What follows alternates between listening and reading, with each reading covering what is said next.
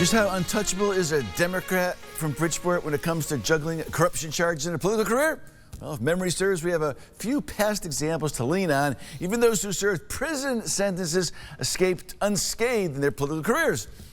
Now we're about to see if the tradition continues. State Senator Dennis Bradley Jr., he's now on trial along with former campaign treasurer Jessica Martinez. They're accused of conspiring to cheat the state's public campaign financing program out of nearly $200,000. This allegedly happened during Bradley's 2018 bid for the state Senate.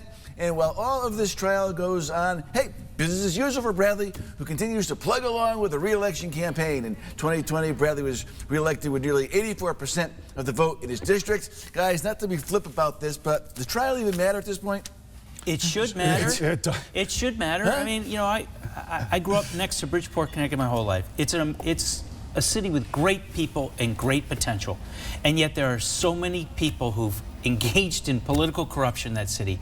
I think and Dennis Bradley's innocent until proven guilty.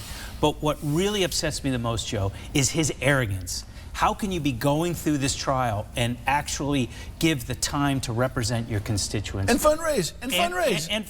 And lastly, you know, Joe, I don't want you to comment on this, but what also disappoints me is my former colleagues in the Democratic Senate caucus have said nothing.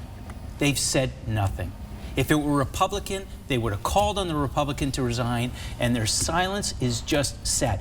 And the reason why he should have resigned a long time ago is because the people of Bridgeport deserve better. Marilyn Moore is a terrific state senator. They need a second one. Yeah, and John, I'll help you out on this. I think you said House Republicans. I mean Senate Republicans. You mean Senate Democrats. It's one of their own. I will tell you, the facts here is what baffles me the most.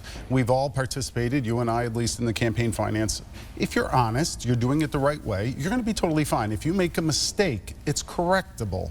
But if these facts in this case hold true, it's silly. It's insane. Why did they do it? If you did a fundraiser that wasn't up to the law, all you have to do is go back, you give the money back, and you start anew. To double down and to misportray the truth, especially to federal authorities, I think is going to get you in a lot of trouble. Well, thank you. You saved me. If I said Republicans, I meant the Senate Democrats. I would get a barrage of call from my former colleagues. I apologize for that mistake.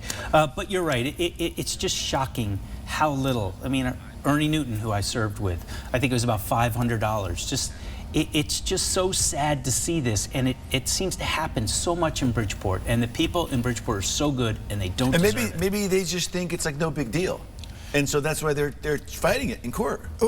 Which is even worse, right? Like, what holds everybody honest, and why do you uphold the law? Because, number one, you have a moral compass, you don't want to do it, and you're afraid to get caught. And to continue to have incidences to where people are getting caught with it, it is alarming. And it's a sad joke, you know, sometimes online about Bridgeport is, well, Dennis Bradley will get convicted, do his time, and he'll be ready to run for mayor. There you go. All right, guys, next time on Cap Report, good deeds and a free lunch, a story that'll make you smile when we get back. Don't go away.